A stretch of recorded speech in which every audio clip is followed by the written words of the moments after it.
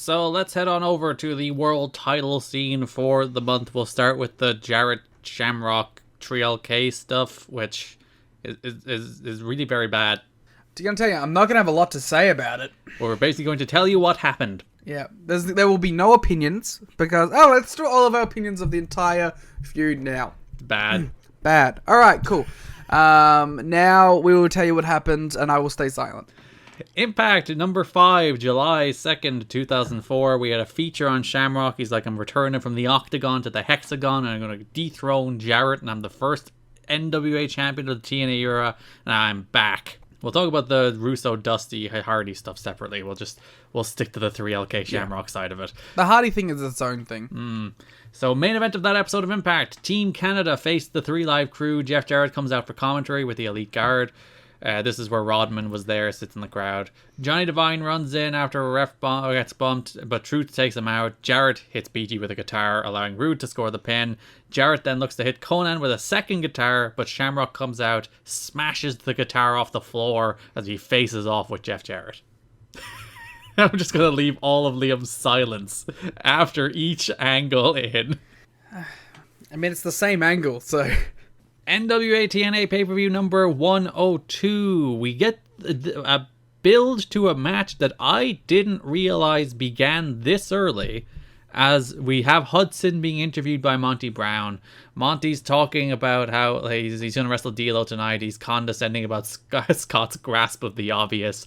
2 things about Monty promos. 1, he has like the sense of charisma that has a particular pro wrestling kind of weirdness to it that is just so perfect. He's so like off kilter in that really charismatic, interesting pro wrestling way, and he's just captivating. Everything he does, like there's a bunch of promos this month where he's like talking to Hudson. Hudson's introducing him, and he just starts like pawing at Hudson's hand. Oh, he's a fucking weirdo, and that's the best part of it. Like, I don't even know, like, if I want to say he's a good promo in quotation marks, right? But he's definitely entertaining as a performer. And that makes up for a lot of it. And his promos are just unlike anybody else's on the shows. Like, everyone does their pro wrestling promos, and he's like, D'Lo, you're a little kitty cat. Like, meow. I'm a big lion in the Serengeti. Roar. There's no mountains in the Serengeti. Which, by the way, we looked it up, is a lie. There is mountains in the Serengeti. And he says that line twice. Because he's like, Jeff Jarrett, you're king of the mountain. There's no mountains in the Serengeti. Lie. He didn't Google it. He also, my favorite line was like, yeah, Jeff Jarrett should want me to win because he's going to run from me. And you're like, Monty, that makes no sense. So the main event of this show is the big gauntlet match that we talked about last week with all the 3LK, all the Elite Guard, Jarrett and Shamrock for the title. Well, big is probably a generous term there. Why the fuck were the Elite Guard in this? To be Jarrett's pals? Don't just put like Team Canada. That's true. They're better wrestlers. And they're not the fucking Elite Guard. So Monty's like, I don't care who wins that gauntlet match. I'll take on any of them. That's where Jeff Jarrett walks into scene. And I didn't think they started building Monty and Jarrett this early, but here we are, the first pay-per-view of July. They're starting the build to Monty Brown against Jeff Jarrett. Yeah, I always thought of that as like a monthly pay-per-view thing. Yeah, because like their first match is in November, and like in my head is like, oh, they start building that toward that in October, or maybe September, but all the way back in July, we're already like having these two at odds. Which kind of makes the eventual result that much worse. It's really annoying because you will see over the next few months, the first match he loses is all right, but the second match he loses is like, what the fuck are you doing? Like, you had the guy and you fucked it. But we'll get to that. Jarrett interrupts. He wants a respect from Monty. He does his promo. He does like his favorite line about Monty, which he does over and over again. You'll hear it a million times, that he's a AA ball player trying to make it in the major leagues. Ha. So we'll talk about Monty and D'Lo here too, because there's not much other Monty stuff. Monty faces D'Lo. It must be a winner. Monty wins. That's pretty much it. There must be a winner, and there was. Yeah, D'Lo jumped off the stage onto Monty into the crowd. Then D'Lo missed the swanton. I think the idea might have been he was going for a low down, but actually rolled through. I'm not entirely sure. Pounced through a table. Monty won. And there was a winner. There was a definitive winner, and it was the alpha male Monty Brown. So the following week, we'll talk about D'Lo because he wraps up here. The following week, Mike Tenay interviews D'Lo Brown. And, like, the way this interview starts, it's really weird. It feels like it's foreshadowing a heel turn. Or he's like, he looks disinterested in TNA. He looks like he wants the interview to be over any second now. And then as the interview goes on, it, like, pivots. Where D'Lo's like, 5.5 months ago, my baby girl was born. And it completely changed my perspective on wrestling. And I'm just not into this anymore at the moment. It's just like, I don't care about wrestling now. Yeah, every time I have to go away from my kid to wrestle, all I'm thinking about is how I can get back to my kid. And then he's like, Mike, you're a granddad, aren't you? And it's like, yeah, she calls me Papa. And he's like, that face you just made, that's why. Yeah. And like, this is the end of D'Lo Brown in TNA, the last match we will see of his until the Aces and Eights. And I kind of loved it as a write-off. It was weird, but like, it was a very real reason for someone to stop caring about pro wrestling. Yeah. And it weirdly contextualizes D'Lo's recent, like, half-assed run in a way that almost made sense from a character's perspective. Wow, I didn't even think about that, but that does make sense too. That's just like, he's aimless and wandering around the card because he's aimless. He doesn't care about this right now. And I just think, like, dude wants to be with his daughter is such a fun little way to write off a wrestling character. It's so different. Yeah. Yeah, that makes a lot of sense. I quite enjoy that. Because, like, I was sitting down watching the segment, it's like, oh, the vibe of this is weird. They're doing a D'Lo heel turn, and then by the end of it, it's like a really nice little emotional segment between Mike Tenay and D'Lo's like, my flight's in an hour, and I want to go catch it. And that's the last we see of D'Lo, and he just goes home to his daughter. I kind of love it. So Garrett. Yeah. The D'Lo Brown run. Mm-hmm. How do we feel about it? How do we feel about it if we were going to grade it on a school grading level? I think he's had some good matches, particularly the AJ matches and the tag team matches with AJ. Like in 2003, he did some good stuff. And in 2004, he's just felt, anytime he showed up, which has been pretty sporadically, he's felt like just a complete non-factor, irrelevant part of the show. So I had a lot of hope when he arrived. He cut that great promo. He's the first guy to do, like, the I jumped promo. You know, the fuck Vince, I'm in TNA, this is the future. He's the first guy to do that. And he did a great promo.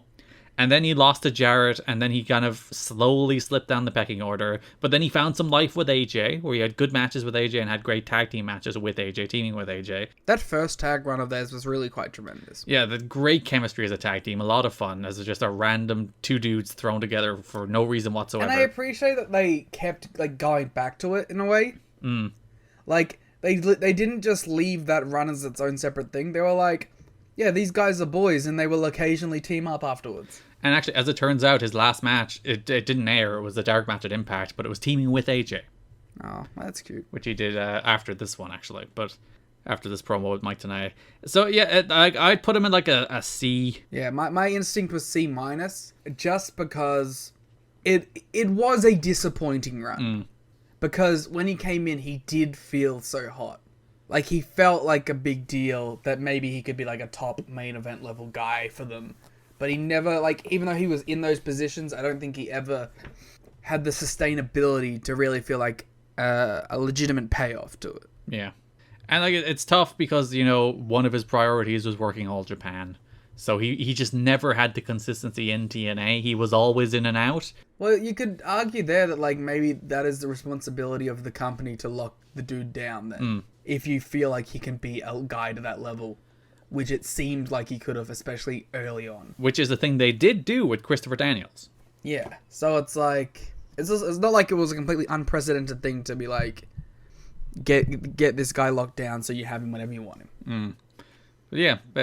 He falls under the classic TNA. It's a story of what could have been. As a guy who came in who's like a great wrestler with great like charisma. Who could have been... Maybe not a difference maker. I don't think like the story of D'Lo Brown... Like the best case scenario here is that he takes TNA to new heights. I agree. Like it's not, I don't think he was going to be John Moxley for AEW. But I do think comparable to the level at which TNA was, he could have been a difference maker there. Like I don't think it was going to explode them to like number 2 company in the world, but I do think he could have been a money drawing guy for them. I think like the best potential comparison he could have been was Raven. Like he could have been a Raven. Yeah. And having another Raven on this crew is not a bad thing, you know? No, there's not a lot of stars around here these days. And especially going into TV, right? To have like a third recognizable top star that feels like that could have been a way bigger deal. And like, I do think people have like, particularly these days, but like even back then, I think pretty strong feelings for D'Lo. Like he was a pushed act, well, not quite a pushed act, but he was a featured actor in the Attitude Era. I think D'Lo's one of those mid-card WWE guys that you just kind of like fall in love with. Like, you know, like with me talking about Christian and Jericho and Edge, like from the era that I was watching them. Like RVD, like those guys were like mid-card runs that I like you fall in love with, right? It feels like he was like kind of in a similar like thing where it's like, you know, the Eurocontinental title stuff, you're into it, you know? You like this guy because in an era where there wasn't a lot of like actual good wrestling, he was a dude who stood out. And you look at the stuff he did this year, where like he just showed up on Impact, you know, beating the hell out of Honor No More a couple times. Crowds lost their shit. Those clips went wild online. Like people like D'Lo. Yeah. Yeah, it is a story of what it could have been. But as I said, I really like how they wrote him off. I thought it was a really charming, different thing to do. It feels weird because just in the context of the show, it feels like just yesterday he showed up. And he got this big promo about how like Styles has reinvigorated his passion recently about how he's going to chase the NWA title. And then like 3 weeks later, he's like, I have no passion for this. I want to leave. So main event of NWA-TNA Baby number 102, July 7th, was the gauntlet match for the NWA World Championship. Jeff Jarrett defeated the Elite Guard 3 Life crew, Ken Shamrock, in the 8-man gauntlet. Hernandez and Killing started, then Onyx, then Jarrett, then Conan, then Collier, then BG, then Shamrock. Elite Guard then dumped Conan as Shamrock made his entrance. Elite Guard threw out Shamrock. I don't think Shamrock took a single bump this month. Shamrock snapped, wrecking ringside, threatening Don West, which makes him the biggest heel in the company. Killings threw out Onyx and Collier. BG and Hernandez were also thrown out. Jarrett and Killings were the final two. Jarrett hit Truth with the belt, but BG stopped the pinfall. Then Shamrock came out, grabbed the guitar from Jarrett, just like he did on Impact, but this time, instead of breaking the guitar, Shamrock smashed the guitar over Ron Killing's head, allowing Jeff Jarrett to retain the NWA World title. Swivel them hips. You know what I found weird? In that, like, if you base this on TNA history, this actually makes a lot of sense. Because you ask, who beat Ken Shamrock for the NWA title, Liam? Ron the Truth. It was Ron Killings. So the idea that he'd come out and say, fuck you, you beat me for the title, you're not winning, would make a lot of sense. But they never called back to that. And I was like, that's weird.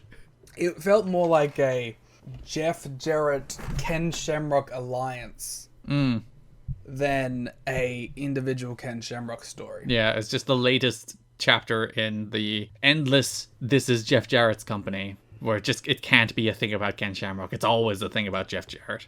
Yeah. While he was threatening Don West on commentary on, I think it was Impact on the next show, Don West is like, not gonna lie, Mike, I thought I was gonna die. Good way to put it over. Don West's life flashed before his eyes when he saw Ken Shamrock coming at him. Well, wouldn't you? Well, we're talking about like Ken Shamrock getting sucked into the Jarrett-verse. There might be a poignant note to bring up.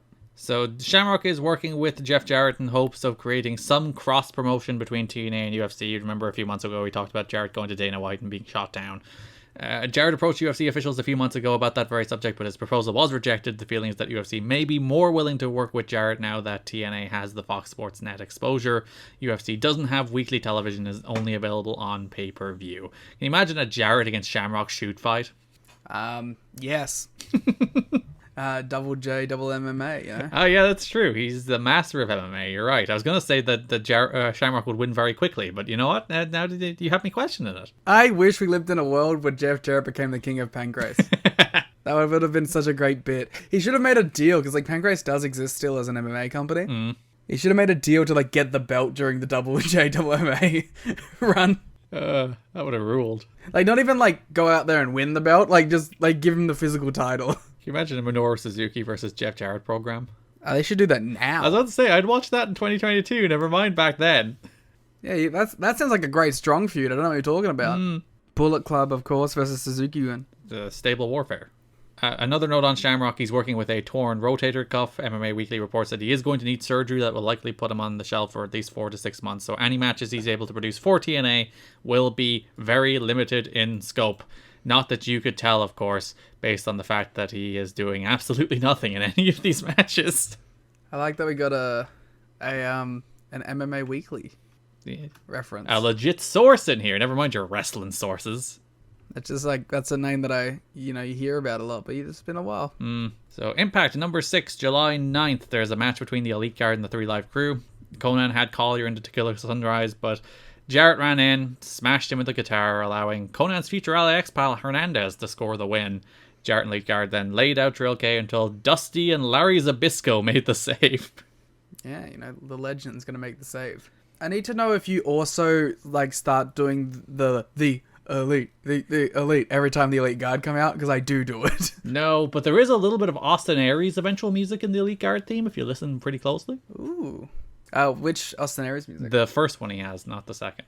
I don't remember the first one. Dude, I can't do it. I was gonna try. I was like, no.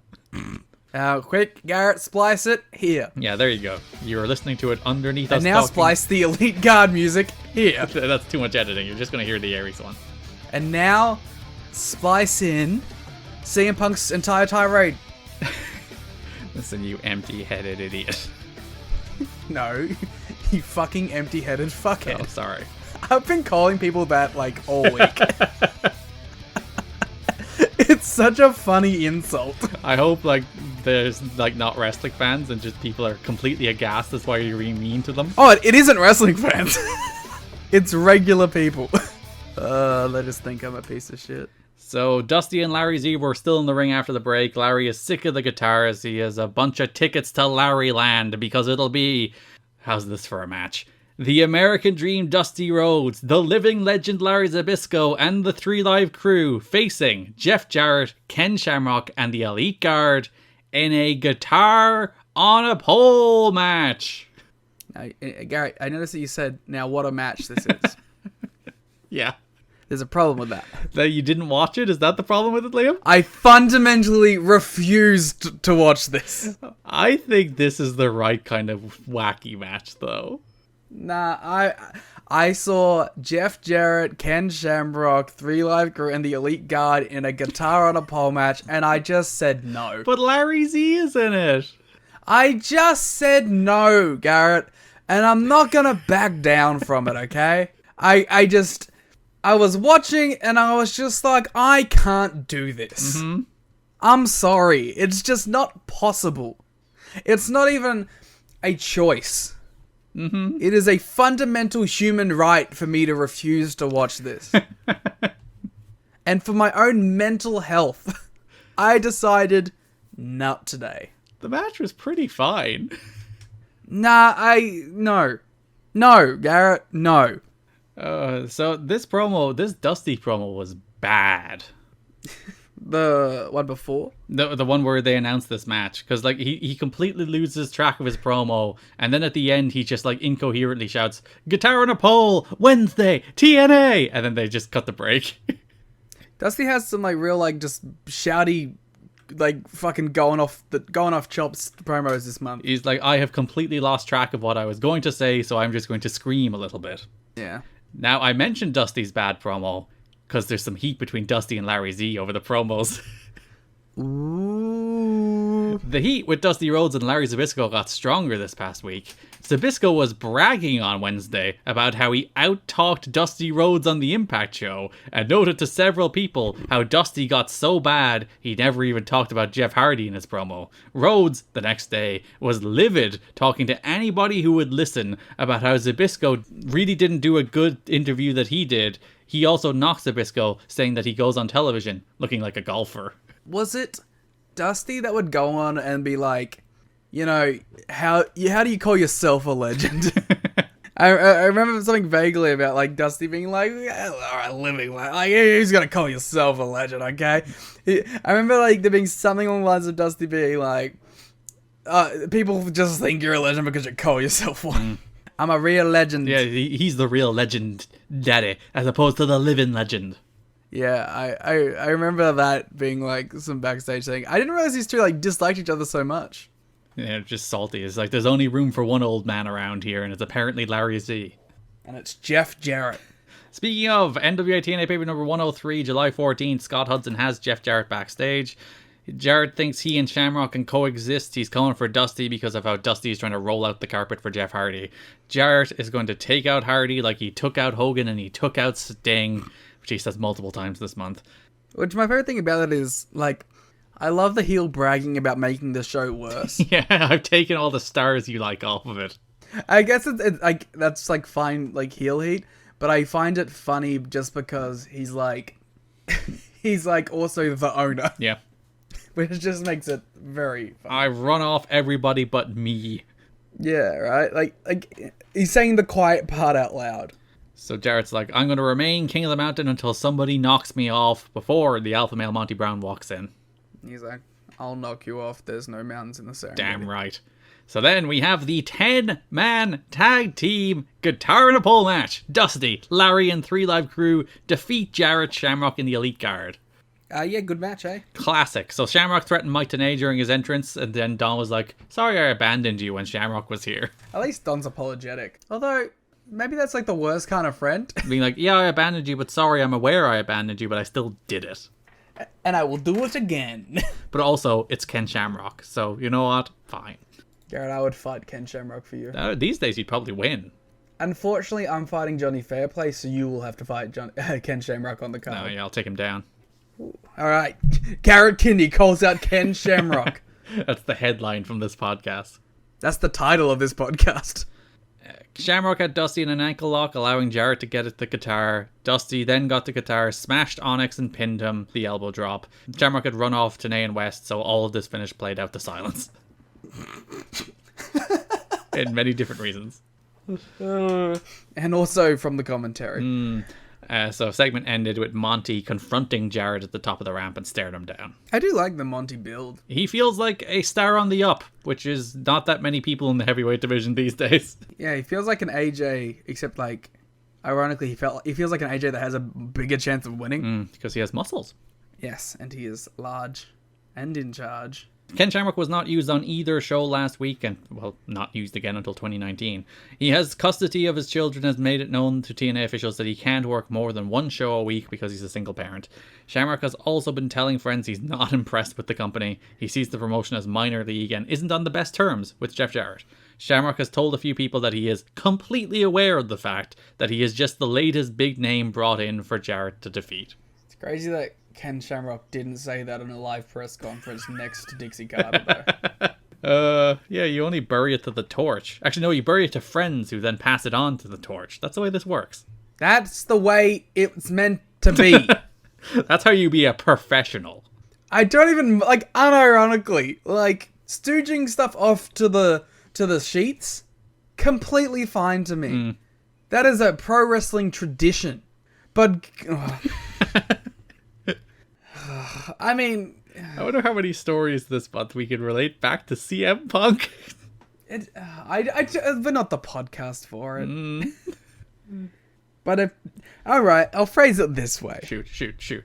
If there was a Panda Energy media scrum, and Ken Shamrock was out there saying all this stuff about the company, burying everyone... Say if he was like, oh, that Ron Killings guy, that fucking empty-headed dumb fuck. I, as Panda Energy, would fire him. Never mind the whole backstage brawl bit. For making an ass of me in front of the world and burying my company. And theoretically, right, if he went backstage and fought the Elite Guard, right? The Elite Guard. That wouldn't even be my concern, you know? Like, fights happen in wrestling. You suspend everyone, you move on. That's whatever. I'm more concerned about the fact that at my own goddamn press conference, you went out there and buried me 10 feet deep. While I was sitting next to you. And I couldn't do anything about it. Because have you tried telling Ken Shamrock to stop? That's not gonna work. And plus, you didn't even bring up Frank Shamrock. Ken just started going off about it. That's it. In that theoretical setting, During the backstage interview with Jarrett and Hudson came this close to saying he was hoisted by his own guitar, as like a wordplay on it, hoisted his own petard. Hoisted by his own petard. I was like, oh, you were so close, Scott. You were so close. Oh, that's so good. Yeah. Hoisted my own guitar maybe should be the title now. Yeah, we'll go with that as the title. But in the show notes, we'll say that Garrett Kinney has challenged Ken Shamrock to a fight. For the last, 6 weeks, we have clearly been building like around Jarrett versus Killings, and now it's just dropped. This was the end of it. Yeah, I don't know. They're going in a different... Well, are they? Because it's confusing where they're going with Ron Killings, because it feels like they're building up to him and Monty. Yeah, they've clearly pivoted off into Monty and Killings, and then Jarrett and Hardy. Yeah, well, they probably locked down Hardy for a bit, and they're like, yeah, sure. That's our match now. Get out of here. Which I guess I can't blame them.